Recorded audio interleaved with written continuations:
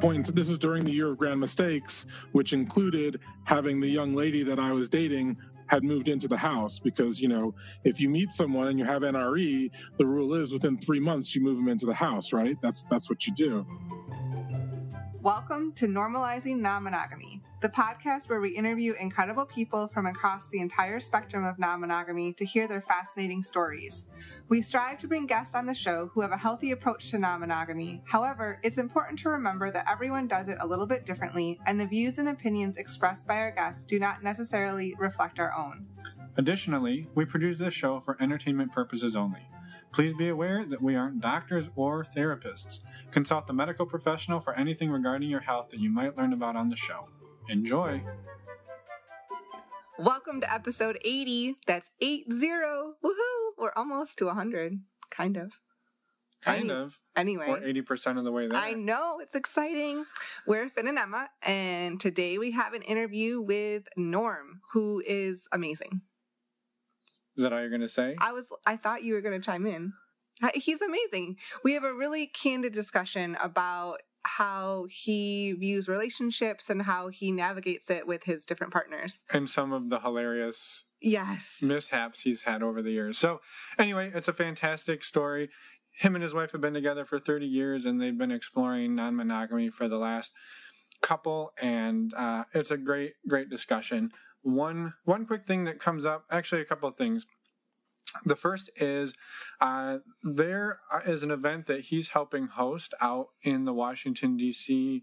area called Polyamory in the American Finance System, which is hosted by somebody that he met at, or that we met, I guess all of us met, Atlanta Poly Weekend. So there's going to be links in the show notes for all of the different things that Norm works on for supporting the poly community. But the specific event that we reference in this episode is on September 22nd, 2019. So mark your calendars, buy your plane tickets.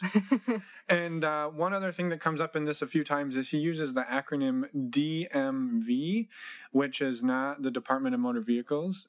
In this case, in this case, it stands for DC, Maryland, Virginia. Specifically the greater DC metro area. Yeah. That's all we need to tell you. Yeah.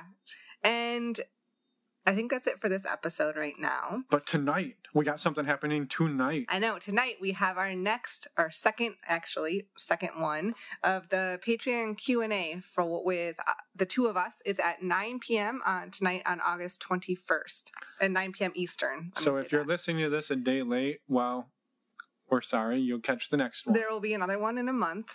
So we're super excited about it. We can't wait to see everybody there tonight. We'll talk to you soon. Yeah, and if you're interested in joining and aren't part of our Patreon yet, go check it out. You can join the call tonight for just $2 a month. So. Yep, links in the show notes, like everything else. All right, real quick. Couple other announcements. Yeah.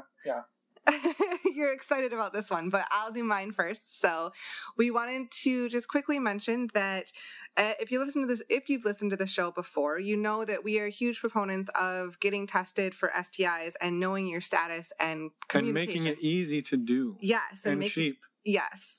Cheaper. So we have used and love the resource stdcheck.com, and you can find links to that on our website, and you can also get $10 off. And now this process makes it super simple. You go online, you sign up, you pay, and you select a LabCorp or other testing facility near you. You go and give a blood and urine sample, and then you get your results in a few days. Yeah, and real quick, if you've used this, and we know lots of you have, please go onto our website on the Contact Us page and leave us a little voicemail about your experience, because the more people that tell us their story, the more people are willing to go and do it, and the more people are getting tested and being willing to talk about it in the community. So it's just to make the community better. So Thank you for your help in advance. Yes, and if you use the links on our website, it does support the show. So thank you for that too. All right, so I have one last thing. It's not an advertisement for anything. Well, it is. I was like, yes, it is. But we're not getting paid for it. We're not associated with these people at all in any way, shape, or form. It's just something cool. This is something that every once in a while something happens, and it's important to tell people about the thing that happened. Yes. So we were at some friend's house a couple of weeks ago, and I don't like. Well, they were making drinks for people. Right? Yes. And I don't. And Finn is a little picky. I'm not picky. I don't like bourbon, and I don't like blueberries. Yeah, you're crazy. But anyway. Do you like bourbon? Yeah. No, you don't. Yes, anyway. I do. So anyway, this friend mixed up. They pulled out what is called Horballs drinking vinegar. That's HORBALLS drinking vinegar, and they literally just mixed vinegar and bourbon and some ice. And like, again, I don't like blueberries and I don't like vinegar. Oh, I do like vinegar. I don't like bourbon. Anyway, the point is it was blueberry lemon vinegar. Lemon blueberry. Blueberry lemon, I think. Oh, it doesn't matter. Anyway, it was delicious. So if you are looking to make fancy drinks but not have fancy drink skills, check this stuff out. I was like, this makes you have fancy drink skills. Yeah, but it makes you look fancier than you are. It even says, so their About Us page on their website is hilarious. And it's just really quick, 2 things I'm going to read from it because it's funny. So first of all, it says, Horballs is the completely necessary vanity project of 4 totally normal guys from Raleigh. Mm-hmm. Down lower, it says, we are scientists by day who optimize recipes for a living. By night, we drink. It's a pretty funny, their website is hilarious. Check out everything they've got.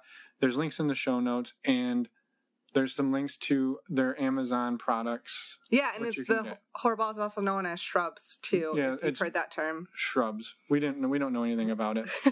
We didn't, we learned. But they got 4 flavors. They're all look delicious. Well, actually, none of them look delicious to me, but I liked the one that I didn't think looked delicious, so that's my sales pitch for something that we're not getting paid to sell. But the links will be on our show notes for this episode. I really envisioned that being shorter. So you could go on a little bit about it. So now that you're all asleep, let's go talk to Norm. Yeah.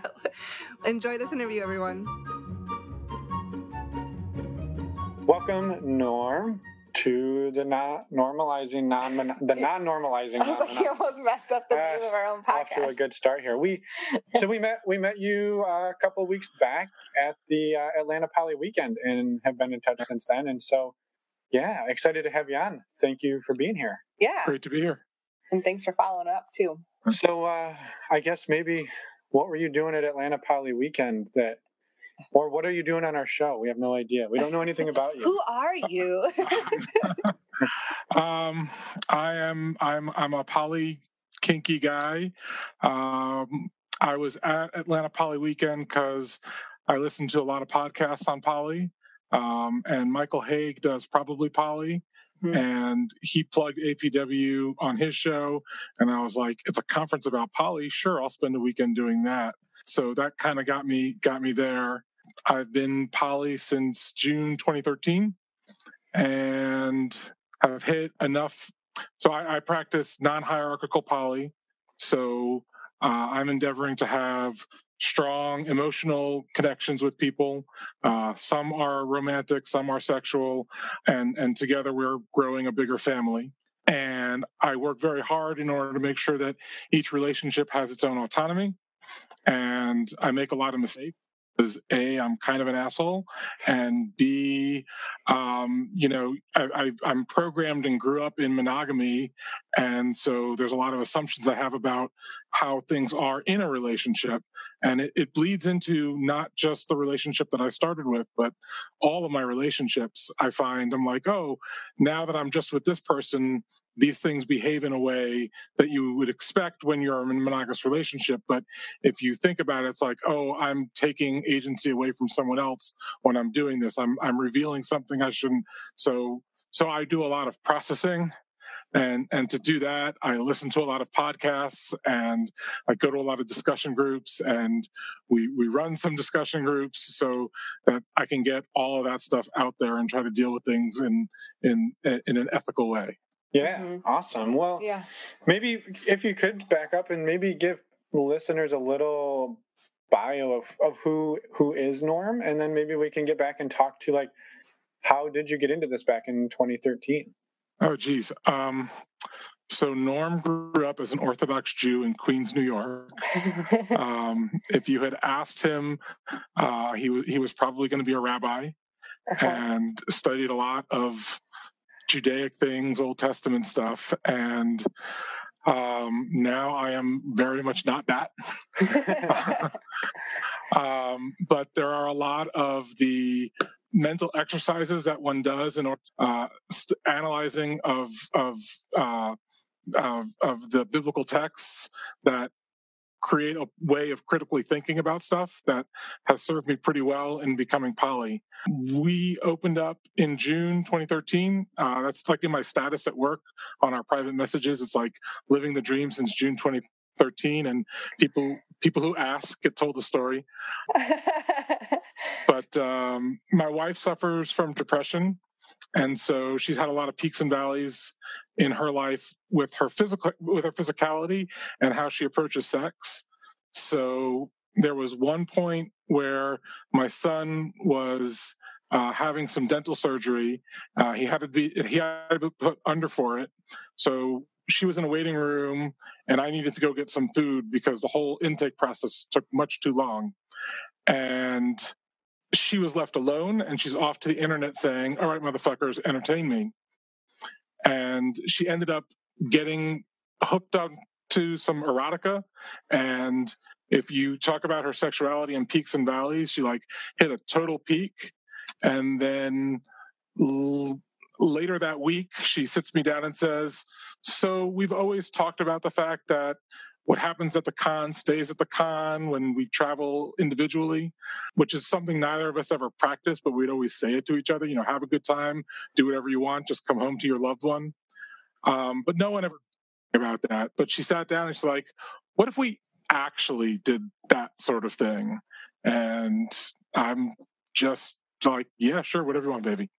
So that's how we became poly. Yeah, and the conventions that you were going to were not necessarily non-monogamy conventions at that point at all. They weren't non-monogamy conventions. No, for me, she was going to like sci-fi author kind of conventions with her friends. I was going to comic book and gaming conventions because I'm a big ass nerd. Like it's very rare for anyone to see me in a shirt that's not Superman.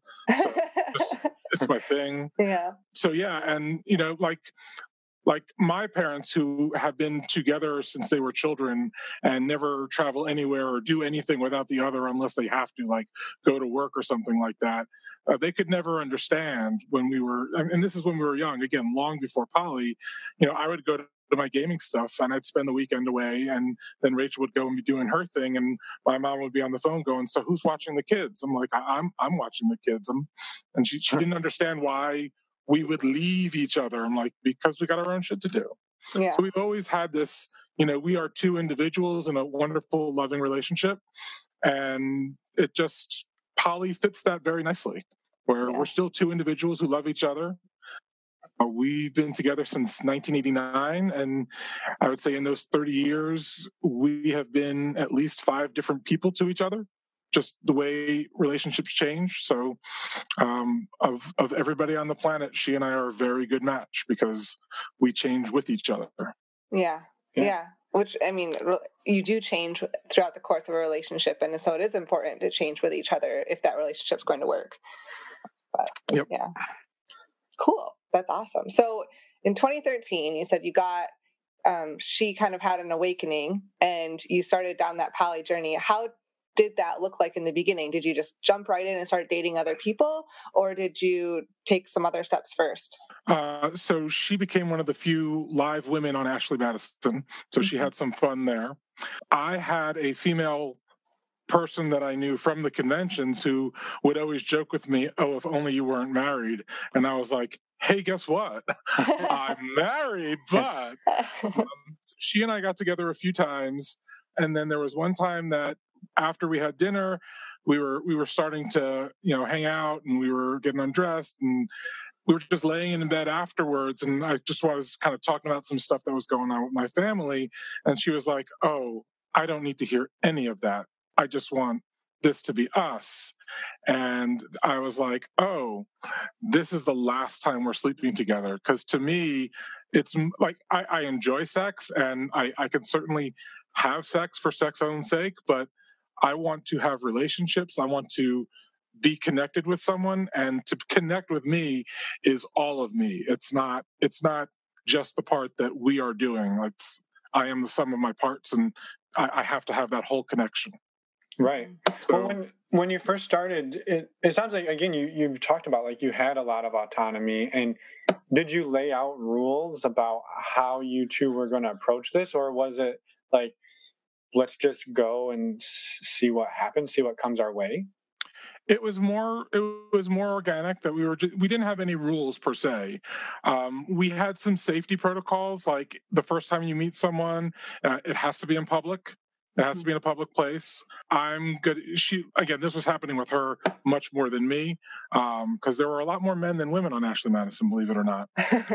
So we would have, again, safe calls. I need to know where you're going. I didn't need to know, but I'm going to know where you're going. If you're going to meet up for a second date and that's going to be at a hotel, you're going to tell me what hotel, what room, and all that. And, so that was in place, but that was just because you don't know who the fuck you're meeting on the internet. So yeah. It was for safety more than I need to know where you are.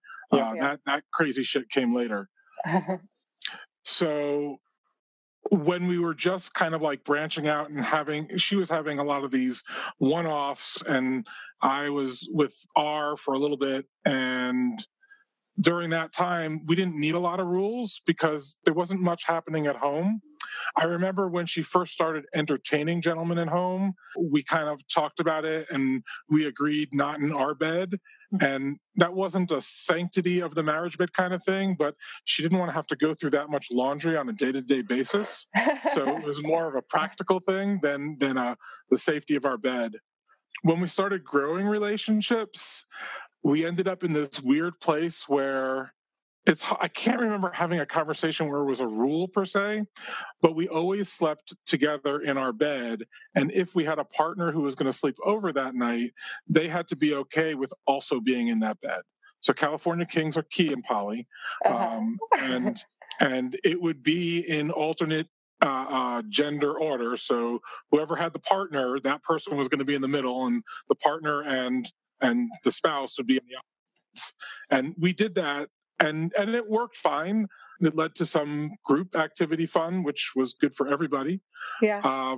But it was, reflecting on it, again, I can't remember it ever being discussed as we shall have this as our rule, but it is something that just kind of always happened. Right. Yeah.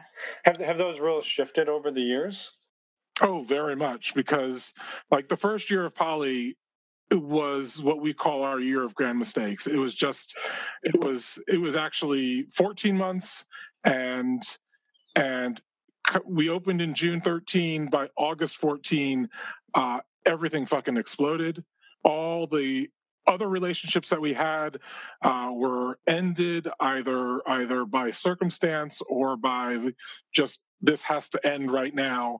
The kindest thing Rachel ever did for me was she actually executed the breakup with the girl I was dating at that time, because I could not do it. Every time I had the conversation, I'd come back saying, no, everything's going to be better. And then like 3 days later, it's just starting up again with the fights. And it was a 2-week cycle over and over. And I was just miserable, and she cut that cord for me. She was very kind.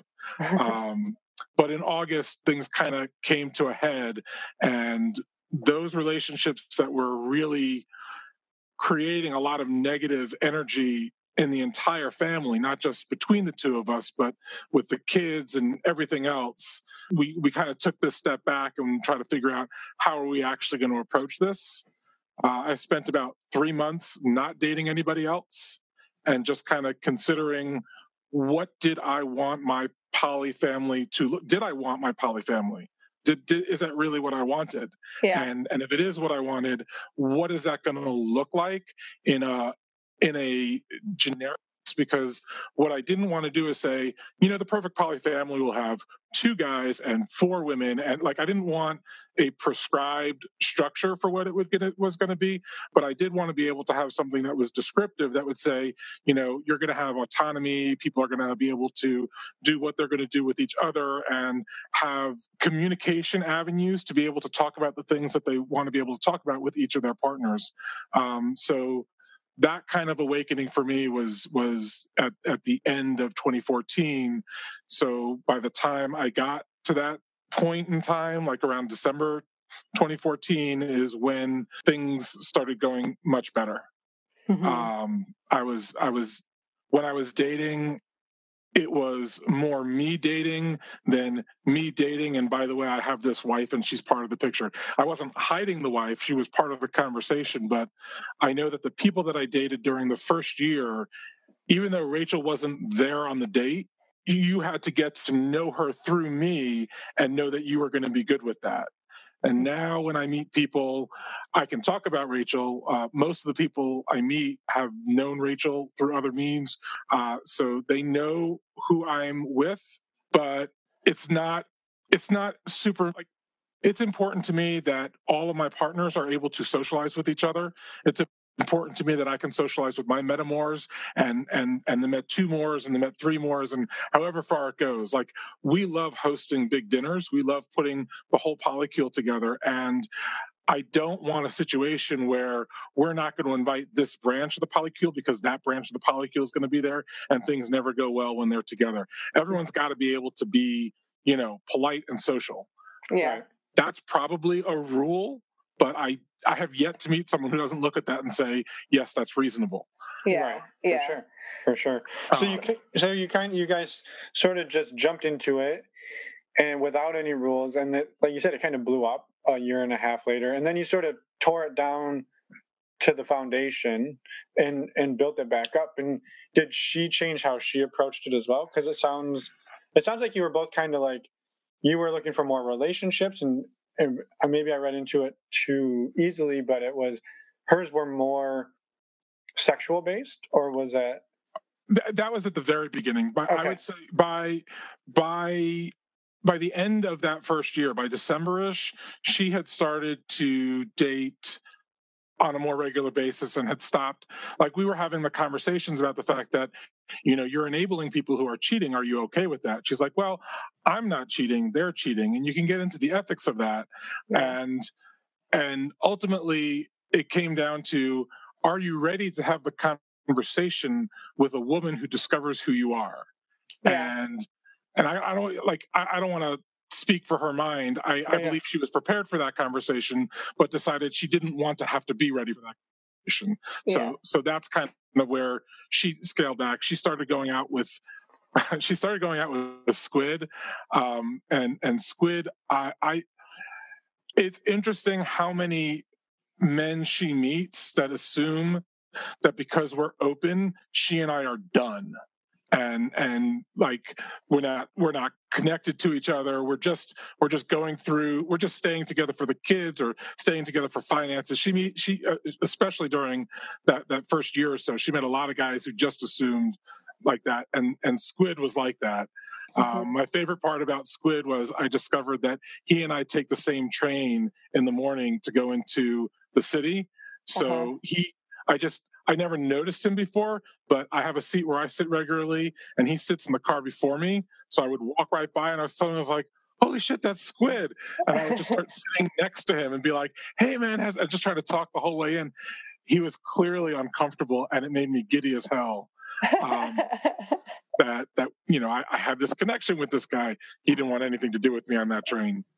I still see him very rarely now. I think he changed his schedule. Because of you.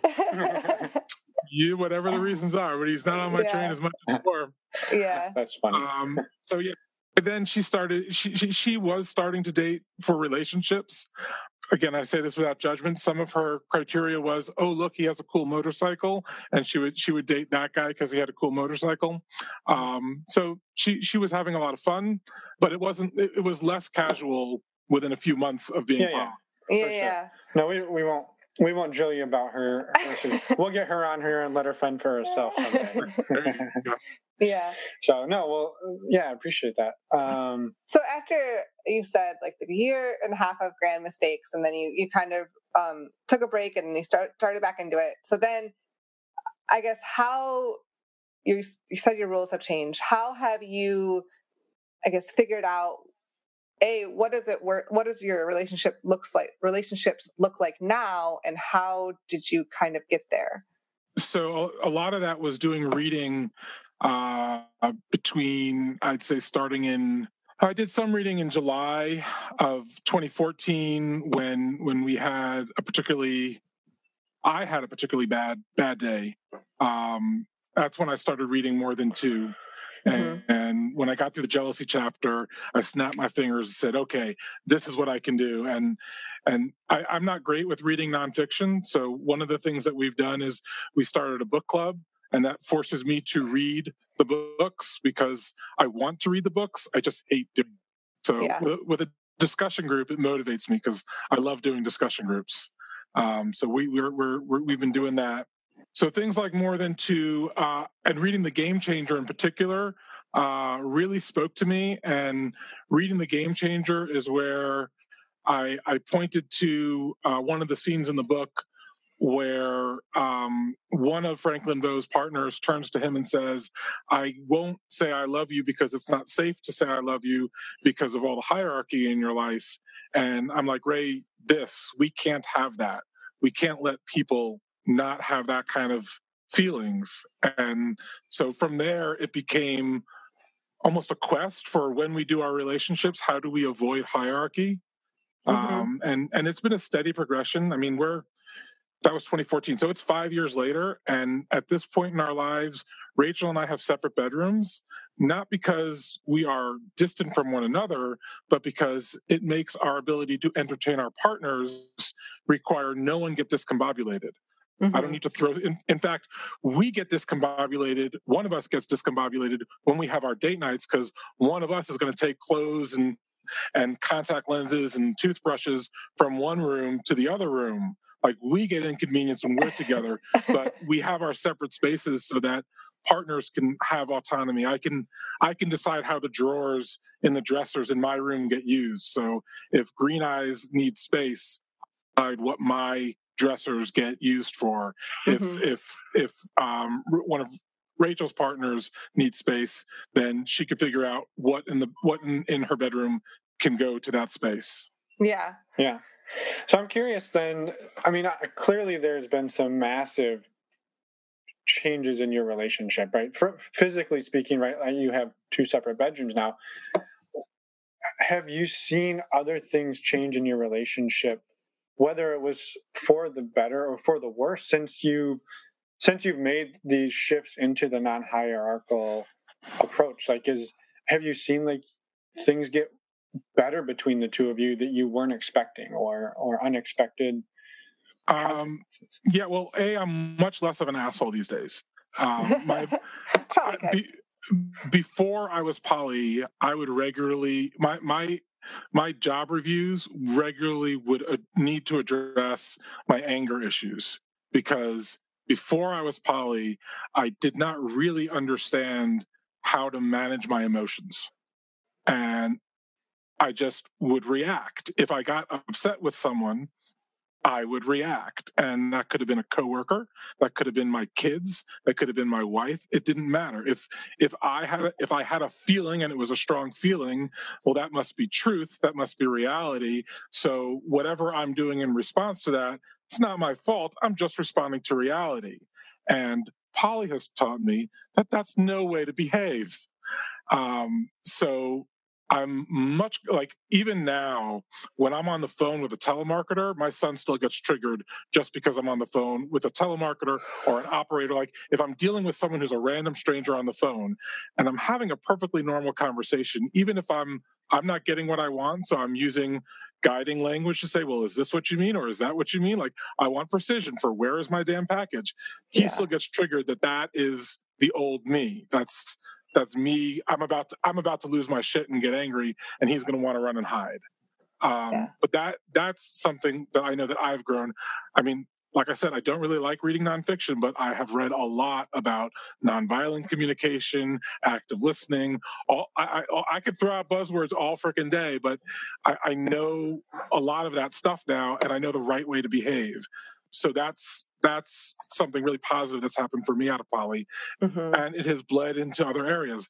I haven't had an anger issue at work in at least 4 or 5 years because, well, first of all, at work don't matter. I'm building a family, so the work is just funding what I got to do anyway. Yeah. And in terms of negatives, I think for Rachel and I in particular, there's been, I wouldn't say it's negatives, but it's been growing pains because here we've spent 20 odd years as one where, we were just, no question that this is ours, and getting to a point where it's like, okay, we need to not treat this as ours, or that's going to overlap into her relationship with someone else or my relationship. And so just getting that extricating has been a painful experience. There have been a lot of times where I have felt loss because my partner wasn't going to be there, and I needed to be okay with that because it was her time to not be there. Yeah. Well, I guess how do you make time to foster the relationship with your wife now? I know you have separate bedrooms, and you try to treat our relationships the same. So what effort do you make to, I guess, with your wife, but also with your other partners? How do you balance all of that with, busy schedules? I just want to correct something. I can't treat all relationships the same. Yeah. My relationship with Rachel is 30 years old. There's no way that that's ever going to be the same as something that's only 5 years old, that's only 2 years old. I try to have each relationship have its own autonomy to be what it is. Yes. Yes. And Thank the way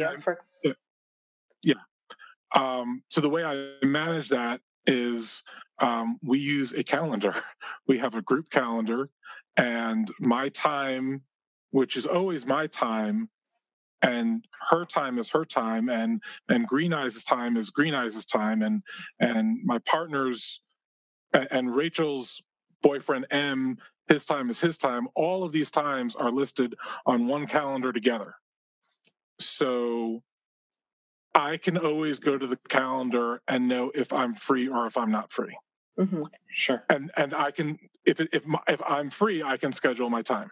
If I want to go on a date with a new person, I can look at the Cozy calendar and see I'm not doing anything on Thursday night, therefore I could set up this date. Or if I'm not, and so with the two partners I have right now that are full-time, that are quote unquote, with the two people that I'm currently romantically entangled with, we have, I'm with Green Eyes once a week on the weekdays, and we are typically together on one day, at least one day every weekend.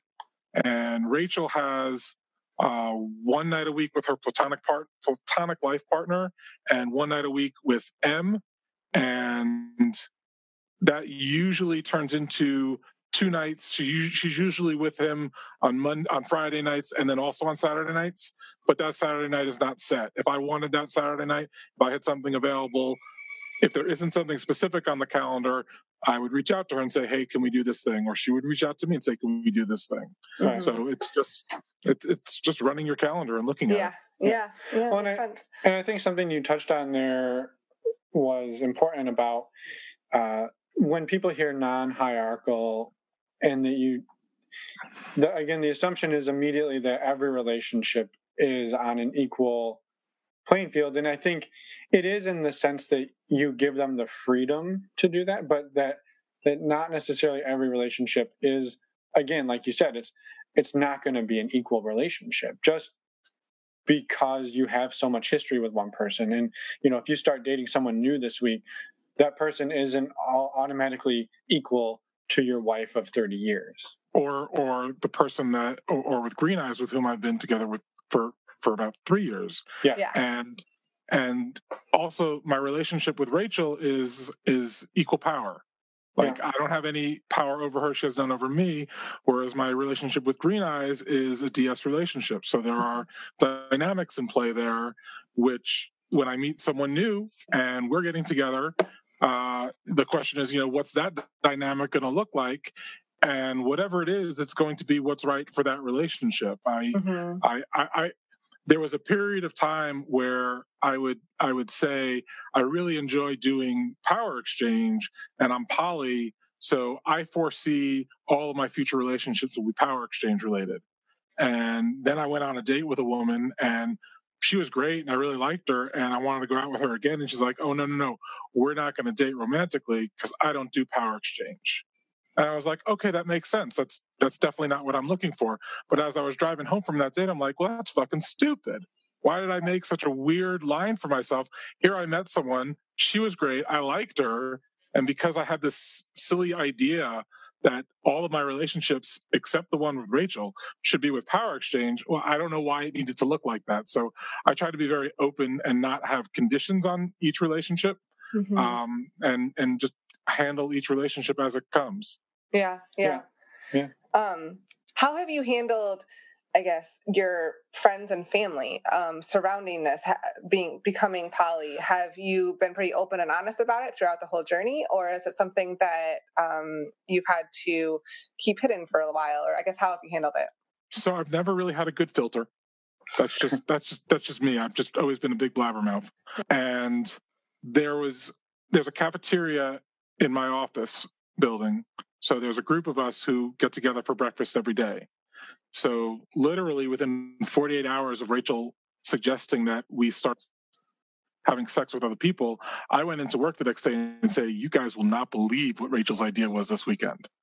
And so as a result, I've always been at least partially open about poly, because it's always been Monday morning has been story time to hear what crazy fucking shit Norman has hit, because we went from being open, and within a few months after that we discovered kink, which is, by the way, all those letters in Penthouse, maybe those were actually happening.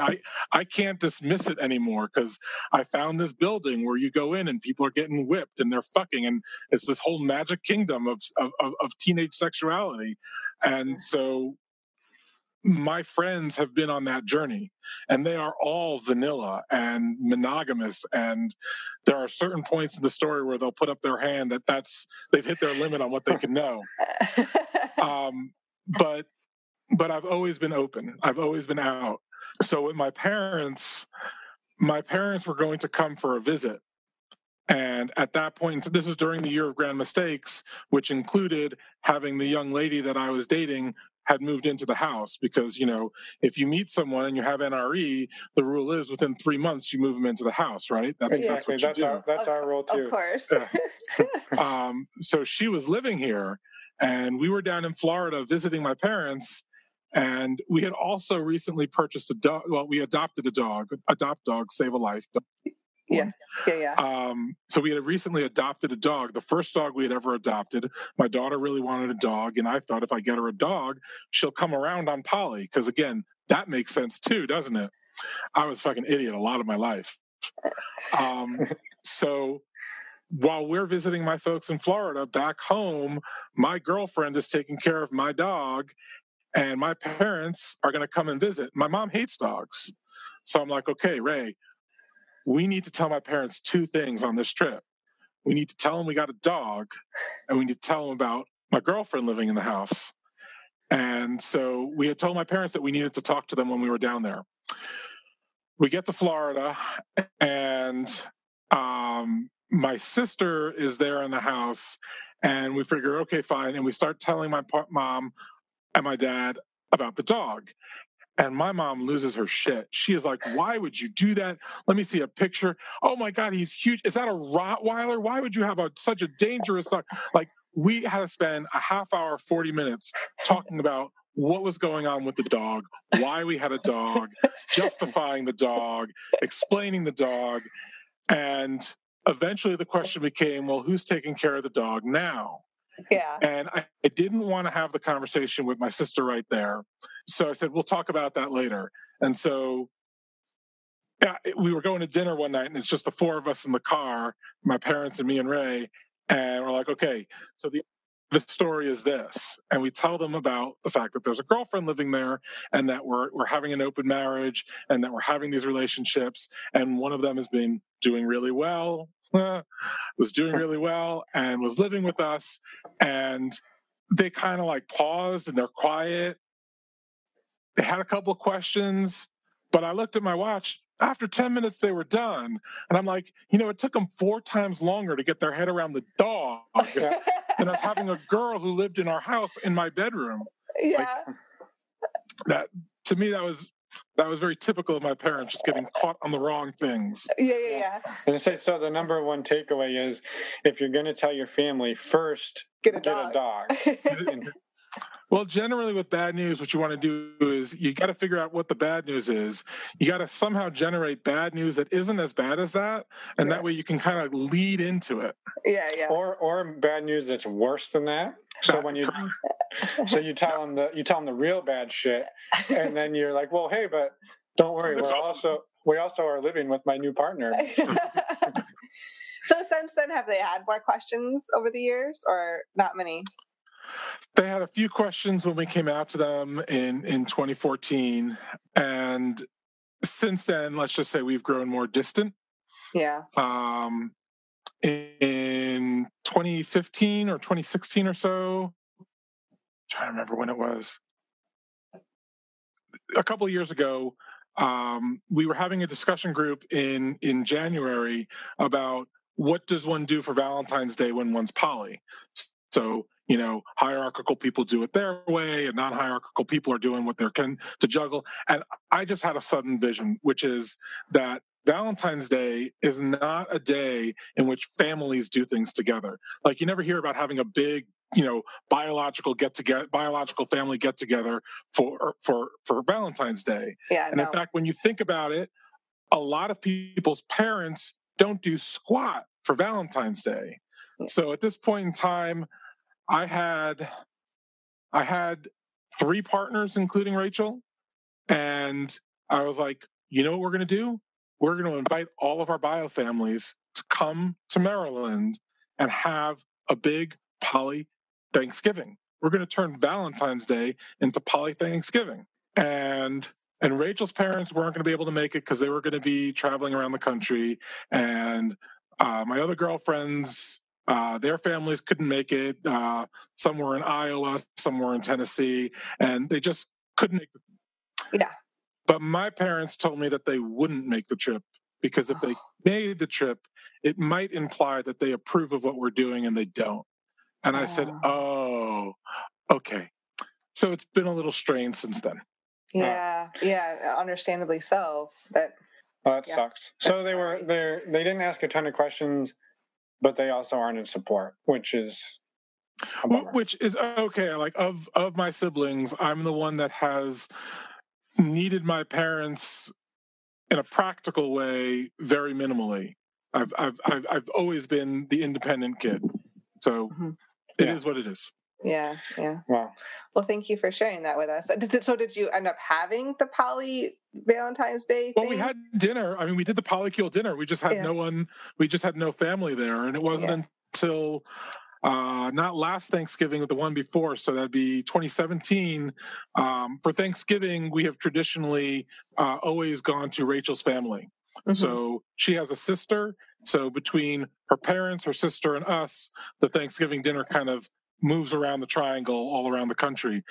So in 2017, it was our year to host, and we hosted, and the polycule was invited as well. So her family met the polycule, and again, Rachel's also out to her parents. We've always been out. Mm-hmm. So it was just a matter of, okay, this is what it is, and her family is very accepting. They're very liberal-minded, and I wouldn't choose to do this, but as long as everybody's happy, super. Yeah. I think her parents have more questions. They worry about the finance side of things more than anything else. Yeah. Which, again, where they come from, I understand. And from the finance side of things, it's like there isn't any issues. Right. Yeah. Well, that's good. I'm glad they're supportive. So I like, you've talked about a lot of different things, and like the person moving in after 3 months is super fascinating. I'm not gonna. I won't get hung up there. So on that one. Yeah. But it sounds like, everything you've talked about, there's been a lot of challenges, and I think that's to be expected, right? Relationships can be challenging. Mm-hmm. Ours isn't, but I've heard other people's are. It's kind of ironic to say that. But I guess, have you found things that being polyamorous makes easier for you or for Rachel? I would avoid talking for Rachel as much as I can, because that just gets me in trouble. Yeah. I guess poly has made my ability to set boundaries a lot easier. Again, pre-poly, big asshole. I would set my boundaries by just being very passive aggressive and angry and pushing away, versus now I can kind of take a moment and think about it and be like, okay, if you're going to be like, if that's your decision about what you want to do, then I need to do this for me. Rachel was becoming friends with another woman, and Rachel was dating that woman's boyfriend, and through one night where the two women were having some conversation, they thought it would be a great idea if Rachel and I came over to her house, and that she and her husband played with me and Ray. And having learned a little bit about swing from listening to your podcast, I can describe that it was a full swap, which is not language I would have had a month ago. Well, that's good. You're welcome. Yeah. I learned. And after that night, there was a ton of drama coming from the female partner, and Rachel was very willing and I don't know if I say how. She was managing the communication and her emotions, and trying to be apologetic for where she had felt she might have misstepped. And I was just like, no, she's fucking crazy. I don't want anything to do with this. And so that was one of the first instances I can remember where I said, if you're going to continue to see them, that's fine. You do what you want to do. But I want some notice before they're going to be here in the house, because I'm going to not be here in the house. And so I saw a lot of movies over the next month and a half, because whenever they were over, I'm like, I'm going to go see something in the fucking movies. Yeah. Yeah. I mean, it was a way of diffusing the situation, right, and not making and you gave her autonomy, right? Exactly. I wasn't responsible for any of the drama. The drama in particular was so I would never identify myself as primal, but whatever was going on between Rachel and the husband was fucking primal. Now I am a bit of a voyeur, and so the wife and I, we were doing our thing, and at a certain point we're up to cuddle time, and Rachel and the husband are still like rolling all around and tearing at each other and scratching and biting, and me, I'm like, this is so hot. And the next morning I learned that those were not her thoughts. Her thoughts were, why are they fucking doing this? Now she had some back issues. She literally could not play like that. Right. So I can imagine for her partner, to see that her partner was loving and enjoying something so physical that she couldn't do could probably hit her emotionally. Yeah, for sure. So where I extricated myself from this whole thing was when she sent me a text saying, don't you think it was so rude of them to do X and Y and Z? I was like, I don't know how to tell you this, but I thought it was fucking hot. And she wrote back saying, well, I guess I don't need to talk to you about it anymore. And I'm like, no, you don't. And I talked about it with Ray. I'm like, I don't think I need to talk about it with her anymore either. I just wanted away from all that drama. Yeah, so that makes sense. So I was just like, if you could deal with this, more power to you. But I'm not exposing myself to it. Yeah, and you didn't take it away from her. You just said, you do your thing and just let me know so I can escape. Yep. Yeah. So obviously that wasn't a trigger for any type of jealousy for you. Have you experienced anything that you found that does cause jealousy or anything coming up like that? So I have experienced jealousy. I have a good jealousy story. Generally nowadays, though, I would say I experience envy pretty frequently. I don't think I ever really experience a situation where I want that instead of you, which is how I talk about jealousy. But I will meet a lot of people. I have a friend who lives about 2 miles up the street. He's got his own dungeon. He throws parties, and I am envious. I wish I had the wood making skills that he had. Like I would love to be able to do the kinds of things he can do. He's a master craftsman. Yeah. Now my jealousy story goes back to the year of grand mistakes. Some good stories this year. There's always good stories. I learned that when I was a kid. Everybody has an exciting life. It's just a question of being able to tell the stories of your life. There's always something to tell. It's just a matter of seeing it and phrasing it. Oh yeah.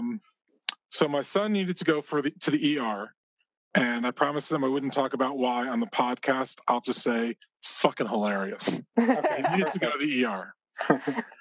It was July 4th, and it was about 3 or 4 in the afternoon. Now, Rachel and her partner from the year of grand mistakes were up at the sex club. Rachel was teaching a naked yoga class, and that was turning. And after that class was over, it was going to be a play party, and they were going to stay for the play party. So Rachel's co-yoga instructor was a woman that wanted to play with me and the partner that I had living at the house.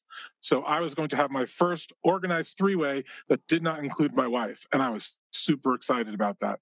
So the plan was that I would take my girlfriend and my son to the fireworks, and then we'd come home, and then Rachel and her boyfriend would come home, and they would bring the other woman to the house, and then Rachel and her partner would go to her room, and I'd go to my room, and great fun for everybody.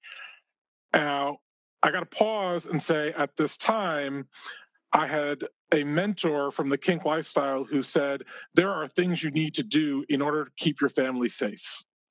So you need to have an app on everybody's phone so you know who's where all the time. You need to have cameras in your house so you can make sure you know who's doing what wherever they are in the house. Now, all of our cameras that got put in were visible. There was no one in the house who didn't know where they were, but they were there. And one of them was in the room that Rachel stayed in with her boyfriend. So Jack needs to go to the ER. So instead of going to fireworks, we go to the ER. And that took a good 6-7 hours. So by the time I realized that I'm not getting home till after midnight, I'm texting Ray and I'm saying, don't bother bringing E back to the house because I'm not going to be in any shape to do anything when I get there. So I had to cancel what I was very much looking forward to. So finally, my son gets discharged. He's still groggy from being put under. He goes into the back of the car and he's passing out. I'm driving home from the hospital. It's about a half-hour drive. It's July 4th at like 1 o'clock in the morning. There's nobody on the fucking road. So as I'm driving, I take my phone and I put it on the dashboard and I just call up the camera app just so I can make sure that, girlfriend up to what's going on in the house. And there on the camera in the room that my wife's in is her and her partner and a young lady that they picked up at the club. And to see that 3-way happening in my house when I wasn't going to get the 3-way that I had planned, that completely overwhelmed me. Yeah. And I was fuming when I got home, which of course Rachel had no idea because she was downstairs having a great time. Yeah. My girlfriend didn't know because when she asked me what was going on, I just basically told her to go the fuck back to sleep and I didn't want to talk about it.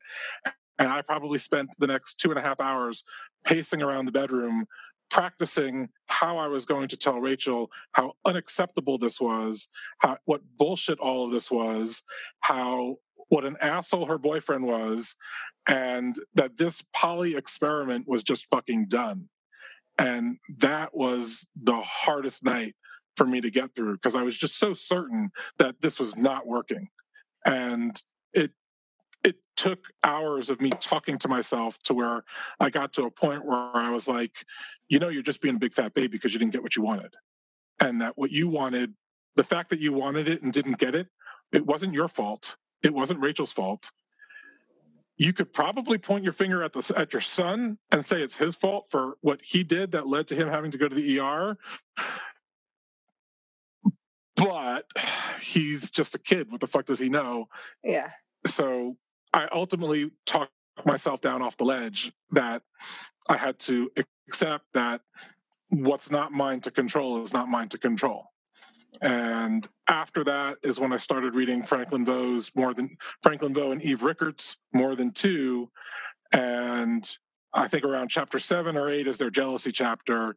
That spoke to me very much. It hit all of the same marks that I had. So I felt much better after that chapter. And since the rest of the book was very, very thick, I put it down because I was done reading. And it wasn't until a couple of years later that I was like, okay, I really need to read the whole book. And I have read it all now. That's why we started book club, was so that I would read More Than Two. But that was jealousy for you. I can still remember how fiery I felt inside, how out of control I felt, and certain that in order to take control, I had to basically burn down everything that we had just put together.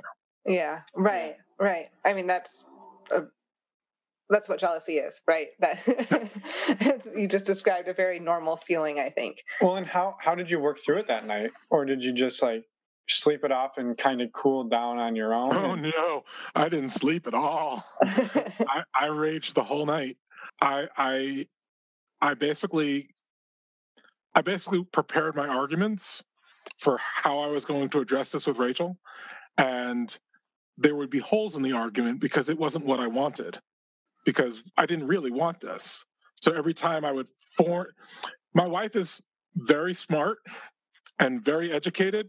So if I need to change her mind, I cannot go into that conversation unprepared. I'm a quick thinker and I'm pretty smart too. She's smarter than me and she's got a sharper tongue than me. So I have to go into a contentious conversation ready to have it, especially back then, because back then we didn't have some of the communications that we've picked up since then. Mm-hmm. So having an argument with her, which this was going to be, I had to have all of my quips ready. I had to have every line of reasoning. I had to make sure that I was right no matter which way the logic tree went. And I never was right. Every time I followed the logic tree down, I wasn't right. It wasn't true that poly needed to stop. It wasn't true that we needed to become more connected. We needed to be as connected. Again, every time I followed it through, it never felt like the right answer to me. So eventually I talked myself to the point where, well, what is the right answer? Where does your logic actually lead? And if it leads to, well, poly is right, then how are you going to deal with the fact that you feel like shit about what's happening? Mm-hmm. So it just, I talked myself out of it. Yeah. It sounds like she won the argument even though she wasn't in it. She's very good at that. She's impressive. Yeah. I wanted to circle back, and you had mentioned so you have children, and they weren't. It doesn't sound like they were always supportive of polyamory, and I don't know what their ages were. So if you could touch on that and kind of how that's grown as you've explored it. Let's see. If we became poly in 2013, then my daughter would have been 12. My son would have been about 14 or 15 when we became poly. Okay. And again, especially old enough to understand. Oh, absolutely. So for the first month or two, there was really nothing to tell them because everything that was happening outside the house. Mm-hmm. The only thing that was sometimes Daddy wasn't home that night because the girl that I was sleeping with, she lived about 2.5 hours away. So we would meet in the middle at a hotel. And so every now and again, Daddy wasn't home at night, which was unusual, but nothing that really needed a long explanation. New people started hanging around the house. The guy with the motorcycle that Rachel wanted to date, before they had dated or even became physical, he was over to hang out. They had probably gone riding on his bike. And we had a full couch. So it's 3 seats across, and Rachel was sitting on one seat, and Doc was sitting on the other end. And my son came home from school, and he walked into the room, and he saw this guy there, and he said, are you cheating on Dad? And later that night, she told me this cute story. And I was like, no, that's not cute. We can't have that. We can't have them have even the thought that something untoward is going on. Yeah. So we need to tell the kids. And we flipped a coin, and she got the boy and I got the girl. So I went and told my daughter, and she told our son, and we were both done about 10 minutes later. Yeah.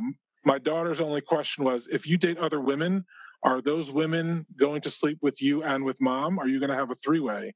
And I was like, I don't know. I kind of hope so. And she's like, well, where do all the parts go? And I said, well, why don't you ask me that after I can tell you? But right now, I don't know. But by the time partners were actually at the house, she was less interested in getting those details. Moving the young lady in, especially as quickly as we did, was of everybody, my daughter did not like that very much. And her agency in this household was not respected by me as it should have been. Again, classic NRE early first year mistakes. I'm not proud of it, but I'll own it for what it is. Yeah. And are your children supportive now? Yeah. So my son has Asperger's and anxiety. So there are a lot of times where he'll cycle and he'll get depressed about things. And when he's in a low, he likes to say things like, I don't really like poly because I think it's just an excuse that you can leave me behind whenever you want. But on the other hand, if I say, well, if I were to stop poly, that would mean Green Eyes wouldn't come around anymore. Do you want that? It would mean that Rachel's romantic partner and platonic partner wouldn't come around. Do you want that? No, you like these people in our lives. You like the poly community that we're growing, because that leads to events like we've been trying to do a movie night on the lawn where we get blow up a screen and we do a movie out there and we invite the whole poly community, and we'll usually get about 15 people there. So he likes those things. I'm like, those things don't happen without the poly.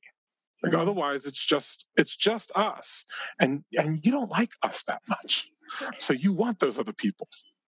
So he's officially against it, but none of his actions actually lead you to that conclusion. Other than sabotaging your threesomes on the 4th of July. To be fair, he was trying to get his own happy on that day. So. Well, we've all been there. Anyway, whew. Yeah. Well played. Well, I mean, geez. Well, I guess now, so you kind of answered, we've kind of covered the whole span of time. You alluded to the fact that you have multiple partners now and, separate bedrooms and everything. You also, we know that you hold a bunch of different meetups and different groups, and I wanted you to be able to have a chance to talk about those and what's going on. So shortly after we hit our explosion in 2014, in an effort to learn more about poly, we looked for other poly groups. Rachel went to Meetup and she found a place, I would say nearby, about 45 minutes away. They met on Monday nights, and their discussion group would run till about 10:30 at night. Now, I get up at 4 a.m. to go to work, which is an obscene hour, but I'm used to it. And I cannot stay out till 10:30 at night on a Monday night and get to work the next day. It's just impossible. So we went twice, and after the second time, I'm like, baby, we cannot do this anymore. I just physically can't. So she said, okay, well, what if we held one at our house? We were able to schedule that to be on a Thursday night where I had the Friday off. So that worked much better for me. And so we created a group called the Practicing Polyamory Community. And we went to a couple of different meetup places and we posted the event, and we got about 24 people for the first couple months. Wow. And now we get about 36 people. And if the topic is right, we'll get up to about 50. Wow. And I've been told by neighbors who are my friends that the street gets clogged with cars and they don't understand why I do this. But we've got a secret Facebook group where we've got about 200 people in it, and they'll interact and get support for each other there. We do a FetLife listing because a lot of us are kinky, so it's easy to be able to advertise stuff there. And then we have a meetup group that we're starting. We post on a poly meetup group that's in the DMV area, and then we have our own poly meetup group that I just kicked off last weekend, and I'm going to start putting our events on there also. But we'll do. Let's see. We'll do a regular discussion group once a month. That's the Thursday. I call that our anchor one because that's the one where we get the most people to show up. I started with a kinky person who lives in the Virginia area, a discussion group that focuses on poly and kink. So there's a lot of poly people that aren't kinky. I don't understand why, but they are apparently a thing. So in an effort to make sure they feel safe and comfortable, when we do our poly discussion group, kink is not on the table. So some guys and some girls will like to be funny and start to steer the conversations about, well, I get jealous when they start using my dildo, which is funny, but it's not where we want that conversation. So we'll steer away from kink in those conversations. So we have a different group that I'll run to specifically talk about poly and kink stuff. That meets down in Virginia. I think I mentioned that we do book club. It's on hiatus for the summer because for it to be hot out and to read, I just can't deal with that. So I'll pick it up again in the fall. Uh-huh. And so this is all. Do you mind in which region? You said Virginia, so you're in. I'm in Maryland. Our group meets at our house in Gaithersburg. Okay. So if you know the area, it's around exit 10 on 270. So it's just a little bit north of the Beltway. And then the kink group is in Alexandria. Okay. So that's about a 45-minute shot. And then book club when we start it up again, there's one of the members of our community who wants to host something at her house. So we're going to do book club at her place, and she's in Silver Spring. So it's kind of like I'm trying to get all over the Beltway. But meanwhile, in the last few years, we had people who came to our group for a while that are Baltimore centric. In fact, I think they were on one of your early podcasts. Mm-hmm. They created a group called Pods, PODS, mm-hmm. and they run stuff very close to Baltimore in that area. And then there's another woman named Libby. I'm going to screw up her last name. It's with an S. Yes. She was at APW also, so you probably met her. We met her.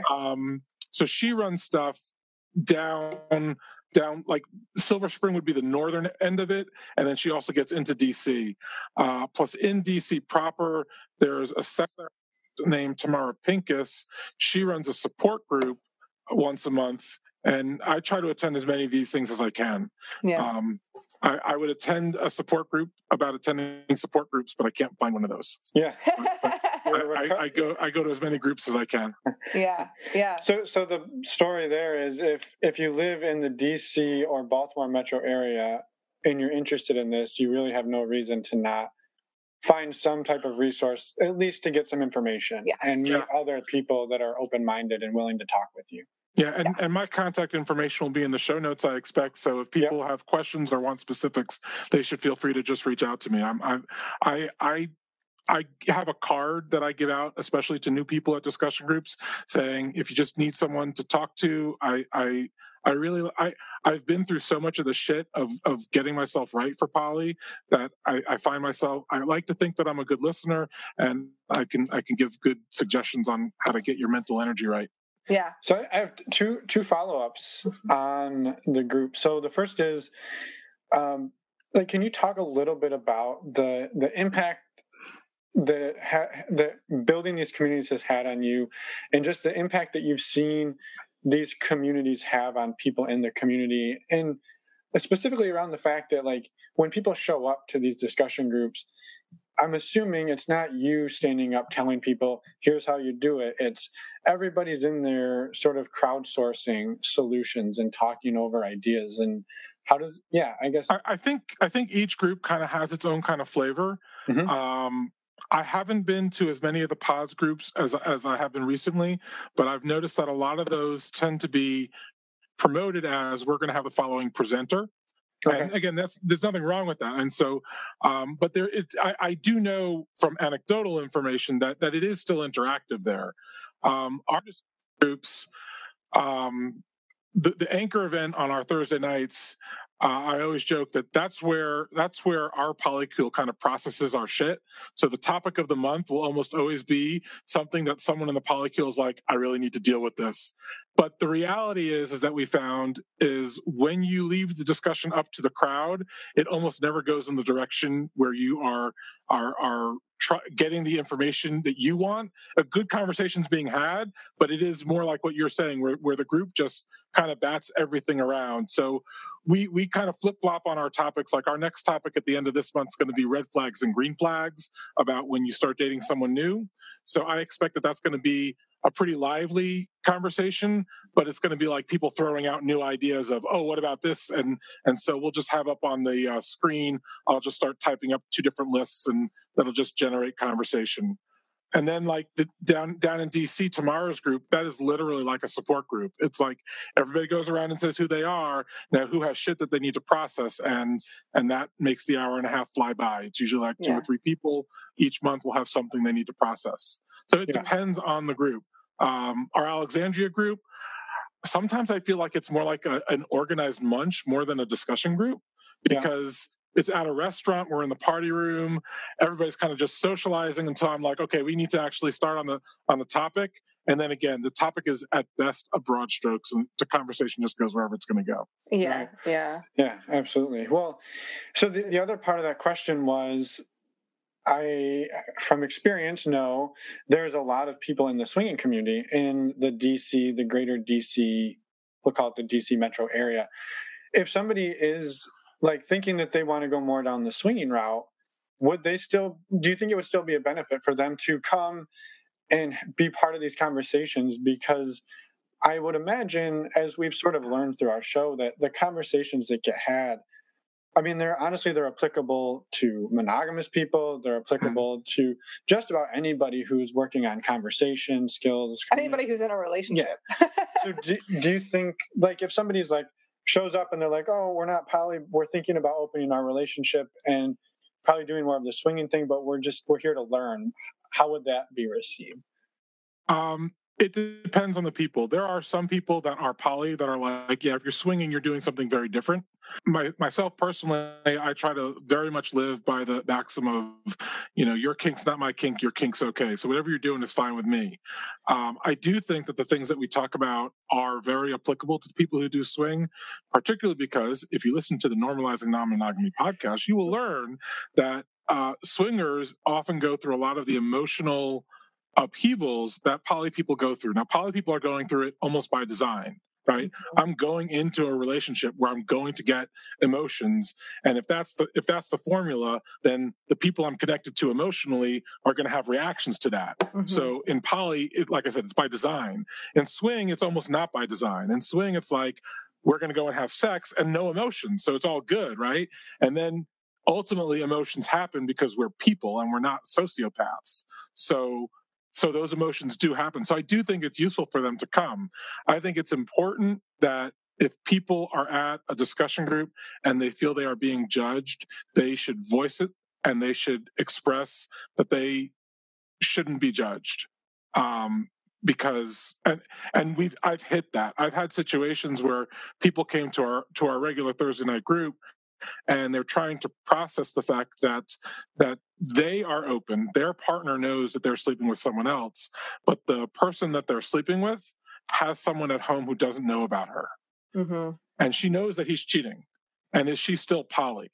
Mm-hmm. And I have seen the room turn on people like that and be like, you're helping a cheater and all.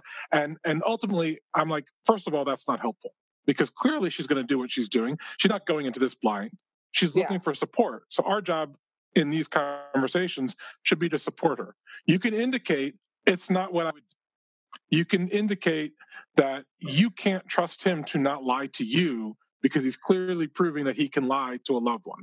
Like, you can have all those conversations and help that person be supported without them feeling judged. So we work very, very hard to monitor the crowd and to cut off judgments like that.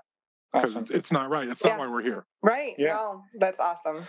That's awesome. Wonderful. Thank you for one, for coming on. We'll give you a minute here to give any final thoughts, but I just wanted to say, thank you for coming on and sharing the resource of your group and the groups in the area and promoting those. And we'll put all of that information, because I think it's super helpful for people that they're out there, they're thinking they're isolated, and then they find out, well, holy shit, there's 17 support groups in the greater DC area. I know I hyperbole a little bit there, but you have people in your area. And so if there is somebody listening that's got a group in their area, please let us know. We'd love to have you on, hear your story, and hear about what you've got to help people, because that's why we're here. So, and I did know that you wanted to get one shout out, I guess, for something in the end of September. Yes, our September 22nd event is going to be a presentation by a gentleman I met at APW. He has a fantastic financial plan for how a poly family can work to start building their finances together, to kind of simulate what you can do when you're financially connected in marriage. You can have something similar as a polycule. So he said at APW that he wanted to take that presentation on the road. So I went up to him right afterwards and said, how does Gaithersburg, Maryland sound as a first stop? So on September 22nd, he's going to be here. We're titling it Polyamory and the American Finance System. And it's a fantastic presentation. I'm very excited by it. I'm trying to get my polycule on board that this is something that we can consider doing. And I think that the more of us that do it, we'll be able to normalize a polycule in the financial sector. Yeah. Very cool. Awesome. Well, we'll definitely put that information in the show notes as well, and your contact information. Was there anything else that we may have missed that you wanted to get out there? Well, also throwing the disclaimer, sorry to cut you off. Yeah. Your story is super fascinating, and I would I know. Oh, there's a whole many more questions. So we could talk for 6 hours, but we know you got to get up for work in 3. So I'm just disappointed you didn't ask the blooper question.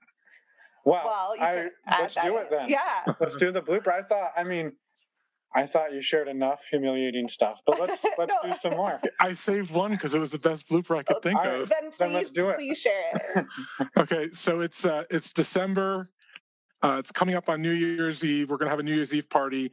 I have been dating Green Eyes for about a month, and one of the people that I was dating just did not want to face that that this new person was coming into the picture. And she had asked to be cordoned off from anything related to Green Eyes. And I had said yes, which in hindsight was probably not the right answer, but that is what it is. To get ready for our New Year's Eve party, Rachel asked me to take Green Eyes out for the day so that the partner who didn't want to, who this other partner didn't have to deal with Green Eyes the whole day of cleaning. It would just be during the party time. And I was like, sure, I could do that. So I took Green Eyes to the movies. While we're at the movie, before the previews start, another partner of mine sent me a good morning text. And I said, oh, we should say good morning to S too. So I put the camera up to get a selfie. And Green Eyes had a habit back then that whenever a selfie was being taken, she would stick her tongue out. So I took the picture, her tongue was sticking out. I'm like, I don't know why you did that. She's like, oh, you can't send that. I go, oh, I sure can. And I sent that to what I thought was my other partner out of all of this. Turned the phone off because the preview started and we were there. I think we were watching Star Wars. So 3 hours later, I turned my phone on and I have about 35, 50 messages because my other partner did not send me a good morning text.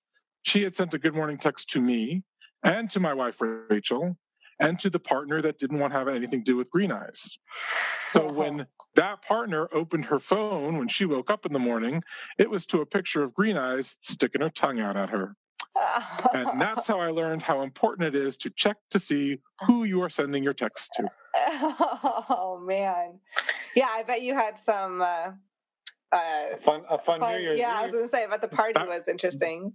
It was a good party. Like I ate crow and made my apologies, and that partner and I thought we had gotten things right, but we actually ended up breaking up within 24 hours of that. So it did not go well from there.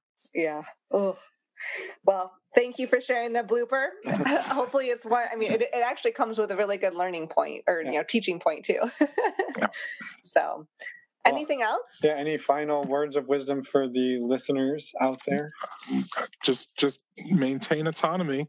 Yeah. Know what your agency's about, and don't have illusions as to where it isn't. Like, you don't own other people. You can't tell them what to do. You could tell them what you need, and they can choose to meet those needs or not. But like the lies that monogamous people tell each other about what their relationships are, people in poly do it too. Mm-hmm. People in poly think that because we're partners, that means I get to say X and Y and Z, even though we're poly. I know we have like it. So you just got to know that that's not reality. Mm-hmm. Yep. Yeah. Well, thank you. Yeah, that makes sense. Thank you so much for sharing, and I'm so glad we met you at APW, and I'm excited to continue the conversation, and hopefully we'll make it out to the DC area and meet you sometime. We'll do a support group tour. Yeah. Absolutely. We'll hit them all. So awesome. Well, good luck at the September event. We'll make sure to promote it, and have a wonderful evening. Yeah, thanks so much. Yeah. I bet you thought I was still going to be talking about them drinking shrubs. The whoreballs? The whoreballs. By the way, it's made in the U.S. in small batches, and it's only been around for about a year or less. Well, you read from their website at the beginning that it was from North Carolina. Right. Well, I said Raleigh, and people don't necessarily know what Raleigh is. I know. So now I'm telling them it's North Carolina. Okay. Anyway, thank you, Norm, for putting up with our bullshit. Well, my bullshit. Well, and for coming on the show and being so candid with us. We really enjoyed your interview, and we hope others got a lot out of it, because I think it was awesome. And thank you for sharing with us secretly what happened to your son and why he went to the emergency room. Sorry, listeners. Anyway, thank you again to everybody for listening. Next week, we have a crazy kick-ass interview with Jim and Karen, who met at a sex club. Yes. Have been together ever since. Yes. And boy, has it been steamy. I don't know. I haven't been there, but it sounds like it was a great time. I thought that's where you were going. It is. It was a great interview. It is a great interview. We're excited to share it. They have an amazing story. So that'll be coming out next Wednesday. Last thing, we should mention one last thing. Yeah. Also, go to our website, normalizingnonmonogamy.com, to see all of the things that we pander about. Yes. Including... This last thing we wanted to mention, we mentioned at the top of last week's show, is called The Enclosed, and they are a subscription-based lingerie company, and they reached out to us a few months ago and asked us to be on or do an interview for their blog, so we will put links to that in the show notes as well. And they also sent me a super fun pair of underwear, so it came wrapped in a really cute box with even rose petals. When you opened it, it was very well packaged. It was really fun to open, and the underwear are very comfortable. So we were able to get a discount for you if you use the links on our website. Or I'm sorry, you don't need to use the links on our website, but there will be links there. You could just have to use the offer code EMMA25 for 25% off. Yep. And again, this isn't again, but we are not being paid to do this. It was just sort of an agreement where we could get a discount for you, the listener, in return for us talking about them, The Enclosed. Yeah. So now, are you done rambling? Yep. Now it's the end of the show. Do. Here's singing ourselves. All right. Bye-bye. Bye, everyone.